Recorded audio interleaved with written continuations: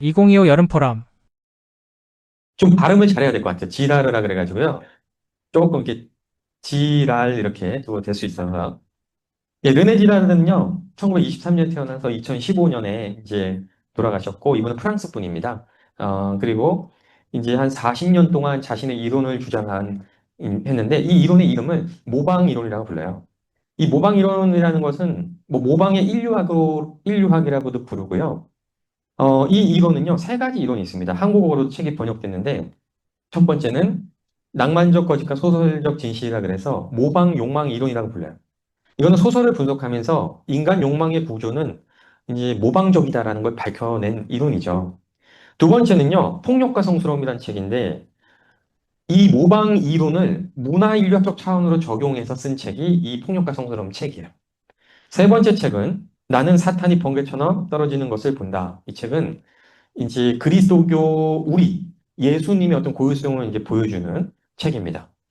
그래서 이 이론을 먼저 좀 간략하게 살펴보면 이제 인간의 욕망은 항상 타인의 욕망을 모방하는 욕망이라는 거예요. 제가 그 핸드폰을 이렇게 샀거든요. 근데 이게 너무 사고 싶더라고요. 그래서 제가 이걸 왜 사고 싶을까 이런 생각이 들었거든요. 왜냐하면 횡단보도에 어떤 분이 이거를 딱 들고 있었어요. 이걸 딱 보는데 너무 사고 싶은 거예요. 그러니까 우리가 욕망하는 거는 자발적 욕망, 주체적 욕망도 있지만 사실은 타인의 욕망을 모방하는 욕망이다라는 게 이제 지랄의 이론이에요. 주로 다뤄야 할 건 희생 이론이기 때문에 빨리빨리 하면서 넘어가겠습니다, 이거는. 이 모방 이론이라는 것은 이제 젖먹이에게도 질투가 있다. 아이들은 보잖아요. 보는 순간 뺏으려고 하거든요. 그러니까 이 모방하는 욕망은 항상 질투와 갈등을 일으킨다라는 게 지랄 이론의 핵심이고요. 그래서 우리가 어떤 경제학에서도 어떤 모델을 두고 이 샤넬 가방을 이렇게 놓죠. 왜 광고에서 항상 이런 게 쓰일까요? 인간은 타인의 욕망을 모방하려고 하는 욕망이 있기 때문에 모델들을 예쁜 사람을 이렇게 해놓고 가방 딱 해놓고 이런 방법을 이제 쓰는 것이죠. 그래서 전통적 욕망은 이렇게 주체와 객체가 욕망한다라고 생각하는데 이제 르메지라르는 주체가 욕망하는 거는 바로 객체로 가지 않고 모델을 거쳐서 모델의 욕망을 모방하는 형태로 이제 욕망한다 해가지고 삼각형의 모방 욕망 구조를 이렇게 이론화해서 밝혀냅니다. 그래서 이 객체와 주체가 이제 욕망할 때 그 중개자, 이제 어떤 모델이죠. 타인이죠. 이 타인이 첫 번째 걸 보시면요. 어떤 형이상학적 차원과 물리적 차원이 있는데 형이상학적 차원이라는 건 내 생각 속에 어떤 존재가 떠오를 때도 있어요. 살면서. 근데 그 사람이 어떤 사람이 딱 떠올랐는데 그 딱 보는 순간 마음에서 막 질투가 생겨요. 그렇게 생각으로도 이제 어떤 중개자들이 움직인다는 걸 보는 것이고 이 중개자와 주체가 이 거리가 가까울수록 내적 간접하라 그래서 갈등이 항상 더 크게 일어난다는 거예요. 저랑 그 미국에 사는 트럼프 대통령하고 갈등이 일어날 일이 있을까요? 없죠. 왜냐하면 멀리 있잖아요. 근데 저랑 저희 성당의 재분과 회장님하고 갈등이 일어날 일이 있을까요? 예, 있다 그러시는. 근데 왜냐하면 가까이 있잖아요. 그죠? 그러니까 인간은 타인의 욕망을 모방하기 때문에 이 거리가 가까울수록 갈등 양상도 커지고 멀어질수록 갈등이 낮아진다는 게 이 지라르의 이 모방 욕망 이론입니다. 그래서 여기서 중요한 것은 인간의 욕망은 모방적이고 타인의 욕망을 모방한다. 모방한다는 건 인간의 본성이라는 거예요. 모방하는 욕망은 항상 인간 사이의 갈등을 일으킨다. 그 갈등과 경쟁은 우리가 죽을 때까지 일어나는 끝없이 일어나는 것이다. 갈등과 폭력을 예방하기 위해서 인류 역사 안에는 문화적인 장치가 존재해야 되는데 르네지라는 이것을 희생제의라고 합니다. 이제 여기서부터 이제 본격적인 이제 내용이 나오는 것이죠. 그러면 희생이라는 것이 무엇일까 이렇게 생각해 볼 수 있는데요. 인간은 인류 역사 초기부터 끊임없이 신에게 뭔가를 바치는 행위를 해왔어요. 근데 바치는데 항상 뭔가를 죽여서 바칩니다. 이거는 고고학적으로 봤을 때 페루, 뭐 잉카, 이집트, 메소포타미아, 팔레스타인, 인도, 그리스, 중국 등 많은 어떤 고대 문명의 발상지에서 항상 이 희생이 행해졌습니다. 희생이 무엇이냐고 물어봤을 때 나를 희생해서 나를 바치는 것이요 라고 단순하게 얘기하면 안 되고 여기서는 립도, 그러니까 예식을 의미하는 겁니다. 멕시코의 이제 아즈텍 문명에서도 이런 희생 제사가 있었죠. 그리고 마야 문명에서도 아포칼립토 이 영화 보시면요. 노예를 잡아다가 그 노예의 심장을 빼요. 그리고 태양신에게 쫙 이렇게 들어서 바칩니다. 그러면은 이걸 보고 있는 군중이 어떨까요? 와, 우리의 재앙이 해소됐다. 왜냐하면 그 사람에게 탓을 가해서 죽임으로써 공동체가 화해한다는 거예요. 이게 이제 이제 희생 제사죠. 그리스에서는 파르마코스라 그래가지고 그 이제 노예죠 거의 파르마코스 제도화되어 있었어요. 이제 사람들을 잡아와가지고 거기서 이제 지내게 하고 이 공동체 어떤 마을 축제에 어떤 문제가 생기면 그 사람은 어떻게 해요? 죽이는 거예요. 죽이면 공동체가 어떻게 할까요? 화해하는 것이죠. 성당에서 갈등이 있어요. 그러면 이 성당 공동체를 화해시키는 방법은 뭐가 있을까요? 한 사람을 잡아 그러면 되는 거예요. 뭐 제가 말은 못하겠지만. 근데 우리가 그럴 수는 없잖아요. 그죠? 그래서 근데 인류 공동체는 자신들의 공동체 유지하기 위해서 이 방법을 썼고 이것을 희생양 메커니즘이라고 이제 부르고 이것에 대해서 이론화시킨 것이 희생양 이론이라고 이제 부르는 겁니다. 우리나라도 있죠. 왜 죽었을까요, 심청이? 이거는 사실은 심청전은요, 이제 허구예요, 사실은. 제가 알고 있기로는. 그런데 이런 희생설화가 있는 것이죠. 왜 있을까요, 우리나라에? 아브라함 볼까요? 성경을 볼까요? 성경에서 아브라함 이삭을 바쳤는데 우리는 신앙적으로 그게 아브라함의 믿음을 보지만 사실은 인간 희생 제사를 바친 거죠. 그러니까 인류의 역사 안에서는 항상 누군가를 죽여서 바쳤고요. 그 죽여서 바친 게 고대로 갈수록 인간을 바쳤단 말이에요. 그 다음에 이게 바뀌어서 동물을 바치고 점점 더 폭력성이 순화되면서 곡물을 바치는 형태로 음식을 바치는 형태로 내려오는 거거든요. 카인 보겠습니다. 카인의 곡물 희생 제사. 뭘 바쳤어요? 무속 볼게요. 뭘 바쳤습니까? 이거 동물 희생 제사죠. 인류는 항상 이런 식으로 어떤 뭔가를 바치는 행위를 해왔는데 이 바치는 행위를 도대체 왜 했냐라는 거예요. 그러니까 왜 이런 희생 의례가 제사가 왜 모든 문화권 안에 나타나고 이것이 왜 있을까에 대해서 연구한 이론이 르네 지라르의 희생 이론이다라는 것이죠. 그 파묘인가요, 영화? 거기에 보면 타살굿 나오잖아요. 그죠? 여기 보시면은 뭐 타살굿, 뭐 군웅굿 이런 식으로 돼지를 이제 죽여서 바치는 동물 희생 제사가 항상 우리나라에서도 많이 행해졌습니다. 왜 이런 희생 의례들이 행해졌는지에 대해서 이제 고대 사회를 연구한 이론이 르네 지라르의 희생 이론이다라는 것입니다. 희생 이론을 좀 이해하려면요, 갈등과 폭력은 항상 있어요. 어떤 공동체든 인류 역사에서. 그렇기 때문에 이걸 해결하려면 한 사람을 죽여서 거기다 모든 탓을 밀어넣고 그 사람을 희생 제물로 바쳐서 죽이면 공동체가 화해합니다. 인류는 이 방식을 계속 써왔어요. 그렇게 이게 희생 제사, 아까 보여드린 모든 문명에서 나타나는 희생 의례라는 것입니다. 그런데요, 오늘날 현대에는 이게 없죠. 왜 없냐면 오늘날에는 공동체 안에 갈등이 일어나면 어떻게 하죠? 자매님이 만약에 저를 주먹으로 때렸어요. 그럼 저는 어떻게 할까요? 경찰에 신고하겠죠. 경찰에 신고하고 그러면은 가서 조사받으시겠죠? 그러면 나중에 기소되겠죠? 그러면은 법원에서 판결이 내려지죠. 공동체 안에서 갈등이 일어났을 때 문제 해결은 사법기관이 해준단 말이에요. 사법제도라는 게 있는 거예요. 그러면 오늘날에는 이런 사법제도가 있지만 과거에는 사법제도가 없었던 법 형성 이전 사회에서는 어떻게 이 갈등을 해소했냐라는 거예요. 해소를 못했다는 거예요. 오늘날에는 문제가 생기면 법원에서 공적인 복수를 해주는 거거든요. 그러면서 사회 질서를 유지했지만 이 법 형성 이전 사회에서는 이런 사법 제도가 없기 때문에 공동체 폭력을 조절하고 유지할 수가 없는 거예요. 그러니까 이거를 담당했던 데가 어디냐면 종교였고 고대 종교. 여기 이 종교 안에 종교 의례 형태로 희생 의례가 들어가서 한 사람을 죽임으로써 사람을 죽이든 동물을 죽이든 뭘 죽임으로써 모든 탓을 전가해서 공동체가 화해하는 어떤 역할을 했던 것이 이 희생제의였다라고 지랄은 얘기를 하는 겁니다. 인류 문화 초기의 형제들과 이제 형제들의 갈등 이런 게 많이 나와요. 카인과 아벨 싸우죠. 죽였어요. 로마 건국 신화, 로물루스 레무스. 여기도 형제가 나옵니다. 백제 신화 볼까요? 비류와 온종. 형제인데 서로 갈라지죠. 이런 것들이 많이 나오는 이유는요. 그리고 드라마나 이런 거 보면 중국 무역 보면 항상 아버지의 원수로 갖기 위해 칼을 뽑아가지고 막 10년 동안 연마해서 나타나잖아요. 서부 총잡이 같은 거 영화 보면은 또 우리 가문의 원수를 갖기 위해 이런 게 나오죠. 그죠?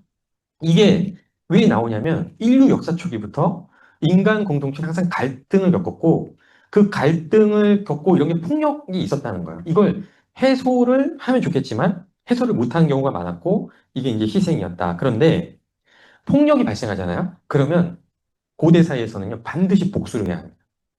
만약에 우리 자매님이 저를 때렸어요. 그러면 제가 우리 자매님이 저를 때렸으니까 내가 자비와 사랑을 갖고 참아야지 라고 참잖아요. 그러면 상대편 부족에서 어떤 일이 일어나냐면 어, 쟤 봐라 복수를 안 하네 하고 그쪽에서 이쪽을 학살시켜버려요. 동물은요 그 강아지들 이렇게 그거 이렇게 유튜브 보니까 동물이 있으면은 이렇게 벽에 딱 붙어가지고 이렇게 가만히 있으면은 동물은요 딱 짖다가 벽에 이렇게 붙으면은 안 건드린대요. 근데 사람은요 잘못했어요 그만하겠습니다. 그럼 어떨 것 같아요? 네, 더 때리는 게 인간이에요. 그게 인간이에요. 근데 사람을 이렇게 폭력성의 노예로 보기보다는 인간은 폭력을 언제든지 행사할 수 있는 폭력의 가능태로 보는 것이 사실은 더 좋다. 왜냐하면 저희가 건전한 어떤 그런 공격성도 가지고 있거든요. 그래서 공동체의 어떤 내부의 어떤 이런 폭력을 다루는 게 희생이 없다라는 것이고, 뭐 그리스의 어떤 파르마코스라 그래서 이 파르마코스가요 이태리어로 파르마치아라는 단어로 바뀌는데 파르마치아가 뭐냐면 약국이에요. 약국이 뭐냐면 도구로 치료한다거든요. 약국의 의미가. 그러니까 이 파르마코스라는 노예들은 그리스 사회에서 한 명씩 죽임으로써 공동체의 독을 폭력이라는 폭력을 줄이기 위해서 폭력을 행사한 거죠. 사람을 죽인 거예요. 그러니까 독을 독으로 치료한다 해서 이 이제 어원이 이렇게 나오는 것이고 지랄에 따르면 오늘날의 일단 문화 이런 형식들, 즉 법, 제도, 뭐 규정, 행정 이런 것들은요. 지랄에 따르면 모든 것과 관련된 게 폭력이에요. 그러니까 왜 법이 존재할까요? 그리고 왜 금기가 왜 생길까요? 왜냐하면 그건 폭력과 관련이 있다라는 문화적으로 봤을 때. 그래서 이 지랄은요. 문화 개념이 궁금한 게 아니고요. 인간의 폭력성과 관련해서 이 문화의 기원과 인간 문화 형성이 어떻게 발전되고 있는가를 보는 것이 이제 지랄의 이론입니다. 재밌는 거 한 가지 말씀드리면은, 뭐, 레비스트로스 연구에서 부족이 있어요. 원시 부족. A, B, C, D가 있어요. 근데 이런 규칙이 생깁니다. A 부족의 남자는 뭐, B 부족의 여자하고 결혼할 수 있고, C 부족의 남자는 D 부족의 여자하고만 결혼할 수 있다. 이런 규칙이 생겨요. 이 규칙이 왜 생길 것 같으세요? 혼인 규칙이 생기는 이유는요, 성이라는 것은 방향성이 없어요. 그리고 대상을 정해놓고 움직이지 않습니다, 성은. 그렇기 때문에 규칙이 없으면은 서로 간에 뭐가 일어날까요? 폭력이 일어나기 때문에 저번에 뉴스를 보는데 남자친구하고 여자친구하고 나이트클럽을 갔는데 그 태권도를 하는 유단자 3명 남자가 자기 여자친구한테 이렇게 그래서 그 남자친구가 반대를 하니까 그 남자친구를 때렸죠. 그래서 죽었어요. 실제로 그 뉴스에 나왔잖아요. 그러니까 남자하고 여자 사이 이 성은요, 이 항상 어떤 폭력과 연관되어 있어요. 그래서 이 혼인 규칙이 잡히는 이유는 규칙, 규정, 금기 이런 것들이 인류의 문화 형식들이 발생되는 이유는 폭력을 예방하고 폭력을 줄이는 방향으로 인류는 발전하는 거예요. 그래서 이런 규칙들이 없으면은 이제 좀 사회가 혼란스러워지는 거죠. 그래서 이런 규칙은요 나중에 제도화되죠. 더 발전하면 사회가 커짐에 따라 그러면 혼인 제도가 되고 혼인 법이 생겨나고 이런 식으로 인류의 어떤 문화는 발전해 왔다라는 것입니다. 결론적으로 어떤 문화 형식과 문화 발생의 기원에 접근할수록 폭력이 나타나며 지다르는 문화의 기원을 찾아 올라갈수록 더 자주 이제 희생체의를 만나게 된다고 합니다. 그래서 인류학이라는 이 학문의 꽃은요, 기원을 찾는 게 꽃이거든요. 이 희생제의, 폭력이 예시화되어 있는 희생제의가 인류 문화 안에 왜 있었을까? 그 기원을 찾아가면서 처음에 어떤 인간 창조 이후에 최초의 어떤 폭력이 있었다. 이거를 이제 초석적 폭력이라고 지랄은 가설화하고 그 인류 문화 형성 발전을 다룬 것을 이 지랄의 문화기원 가설이라고 합니다. 그렇다면 여기서 또 성스러움이라는 개념이 나와요. 이 개념들이 엄청 많죠. 그죠? 성스러움은요, 선별되다, 분리되다라는 의미를 가지고 있는데 원시 공동체가 있어서 문제를 해결하면은 희생제의가 행해졌어요. 그러면 죽이죠? 죽인 다음에 바쳤단 말이에요. 그러면 이 존재, 희생양은 공동체로부터 안에 있어요? 밖으로 배출되는 거야. 밖으로 배출돼서 혼자 빠져나가죠. 그죠? 그러면 이 존재는 공동체로부터 선별돼서 분리된 거죠. 여기서부터 고대의 성스러운 개념이라는 게 나온 거예요. 그러니까 그리고 이 존재는요, 지랄에 의하면 폭력을 당해 죽었지만 나중에는 신성화가 일어난다고 해서 존재가 신이 되는 거야. 우리가 무속에 보면 무속의 신들 중에 뭐 애기 동자도 있고 할매 귀신, 처녀 귀신, 뭐 또 누가 있나요? 뭐 메가더 장군도 있더라고요. 뭐 그래서 이런 신들을 잘 보면요, 신인데 사회학적으로 봤을 때는 사회적 약자였어요. 그러니까 신의 발생이 어떻게 보면 폭력을 당해서 죽었을 사람일 수 있다는 거예요. 현실적으로 지랄의 이론에 비춰서 봤을 때는. 자, 그래서 이렇게 성스러움이 발생했고 신성화가 되고 신이 발생해요. 그 지라르에 따르면 이 신화 해석이라는 것은 신에 대한 이야기를 우리는 그리스 로마 신화를 보지만 사실은 신이 그 신에 대한 텍스트가 형성되어 온 곳이거든요. 인류 역사에서. 그럼 과거로 그 기원을 찾아서 가면 갈수록 이 신의 존재, 쓰여져 있는 신은 과거에는 어떤 사람이었냐면 지라르에 의하면 폭력을 당해 살해당한 사람일 수 있다는 거니까. 그래서 근데 인류 역사는요, 폭력을 항상 제거하려고 하는 습성이 있어요. 그래서 지금 우리가 보는 신화 텍스트들은 이 그냥 신에 대한 이야기를 다루지만 폭력과 연관되어 있다는 게 지랄의 신화 해석입니다. 동티모르에 가면은 악어 신화가 있어요. 동티모르는 악어가 많이 살거든요. 왜 악어가 신이 되어 있을까요? 거기도 악어 때문에 죽은 사람이 많은 거예요. 그러니까 이 신 형성이라는 것은 지랄의 이론에 따른 폭력과 많이 연결되어 있는 거니까. 이 희생이라는 것은 신에 대한 봉헌이 아니라 폭력과 성스러움이다라고 이야기하면서 이 희생 이론을 마무리하는 게 아까 보여지는 그 책의 이제 폭력과 성스러움이라는 책입니다. 르네지라르는 그래서 종교를 크게 세 가지로 구분하는데 그리스도교가 있고 그리스도교 이전에 유대교가 있고 유대교 이전 모든 종교, 신화적 종교, 부족 종교, 원시 종교 모든 종교를 희생 질서 속에 있는 종교라고 불러요. 왜냐하면 희생을 엄청 행했거든요.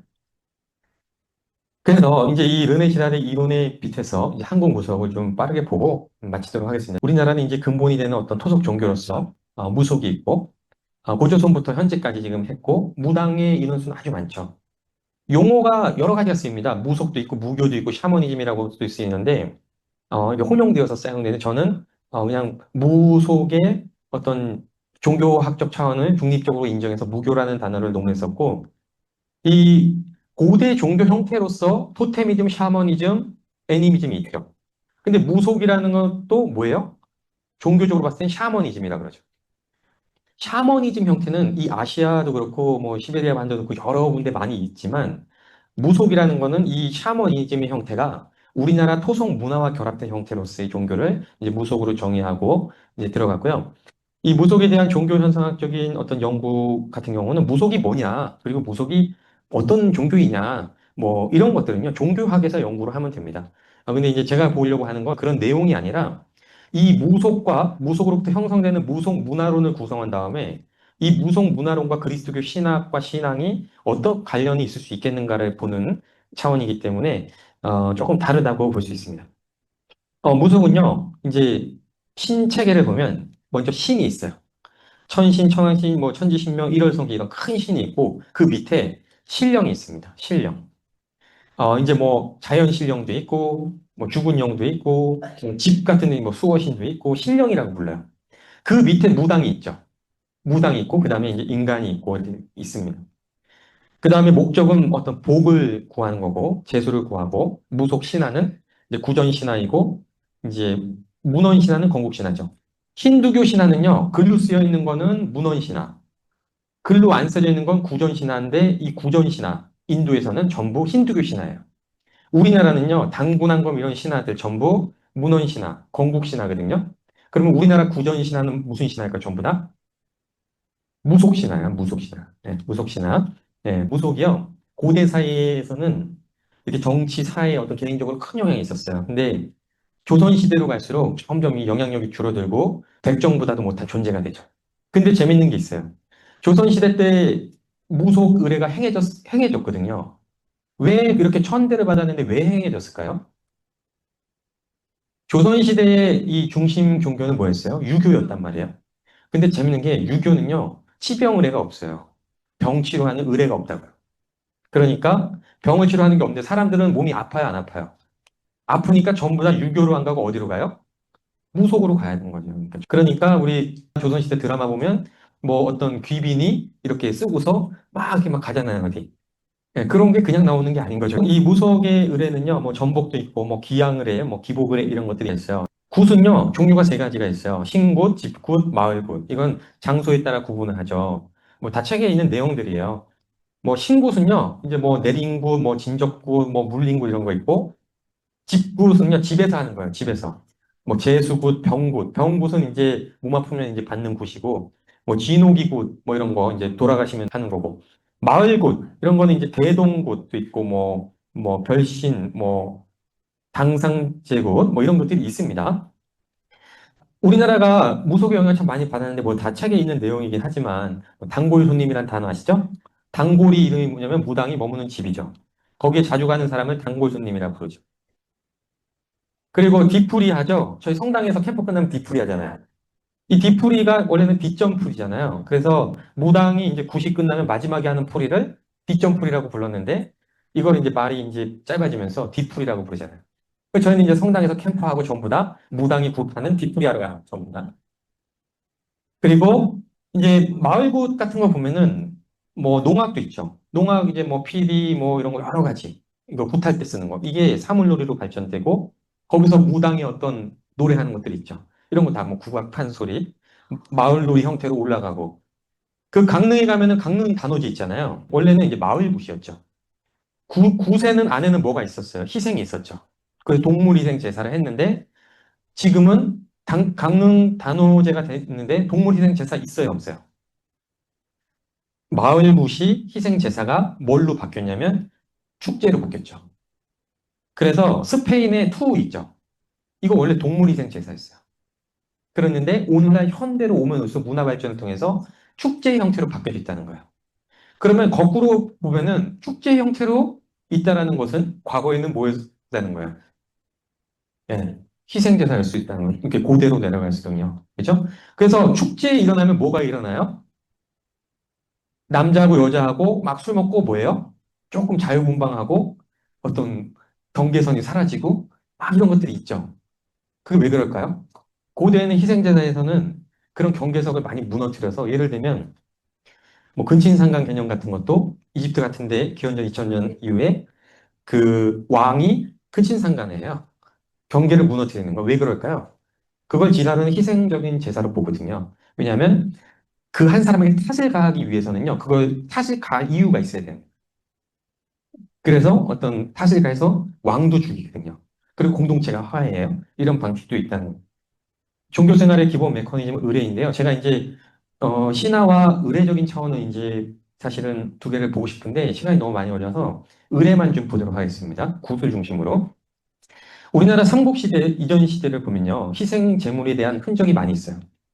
부여를 보면요. 부여 풍속에서도 홍수와 가뭄이 잦고 농작물이 있지 않으면 왕을 탓하여 교체하거나 죽인다고 하는 경우가 많았다. 부여에 과거에로 고대 시대로 갈수록 우리나라는 뭘 많이 했냐면요. 기우제를 많이 바쳤어요. 비가 오게 해달라고. 비 오면 항상 거기에 뭐가 있었을까요? 재물은 동물이 있었겠죠. 점점 고대로 가면 뭐가 있었을까요? 네, 사람이 있었다는 거예요. 인간을 바쳤죠. 부여에서도 이런 일이 있었고 또 보겠습니다. 전쟁에 나가면 하늘에 제사를 지내고 소를 죽여 발굽을 보고 그 운명을 알았는데 발굽이 갈라지고 합쳐지면 이긴다는 기록이 있습니다. 뭐 이런 것들도 이제 다 동물 희생 제사를 보여준다는 거예요. 고구려 보겠습니다. 고구려 보면 한 번은 제물로 바칠 돼지가 달아나자 왕이 탕리와 삽이라는 두 신하를 보내 돼지를 찾게 하니 그들이 칼로 돼지의 다리 힘줄을 잘라서 잡았습니다.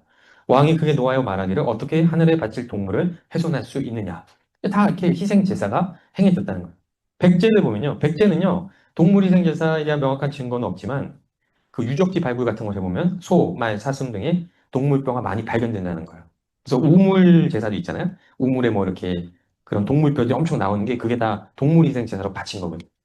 신라도 마찬가지죠. 고고학 연구에 따르면 신라 신라의 우물에서 소, 말, 사슴 등의 동물뼈가 발견되는데 동물의 두개골에 이제 타격 흔적으로 봐서 제사에 희생되었음을 확인되며 동물 제물을 바친 신은 이제 물의 신, 용왕신으로 추정된다는 거예요.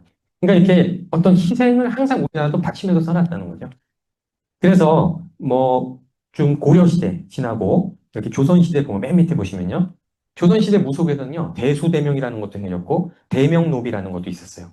개인의 위기를 해소하기 위한 어떤 치유의 제사의 성격이 강했다는 것입니다. 대수대명이라는 것은 병을 고치거나 생명을 연장하기 위한 목적으로 행하는 동물 희생이에요.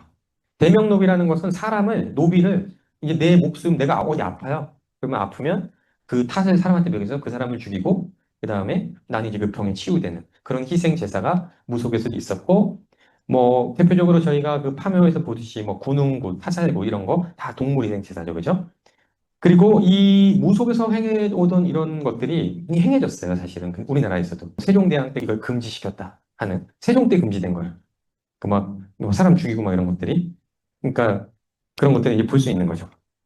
그래서 이제 결론은 이겁니다. 신화적인 한국의 무속 신화를 연구해 보면 신화적으로 봤을 때는요. 초기 신화들이 있어요. 뭐 제석봉풀이나 뭐 바리대기나 당금아리 같은 여러 신화들이 있는데 이 신화들에는 우리가 갖고 있는 자기 희생이 긍정적으로 나타나 있어요.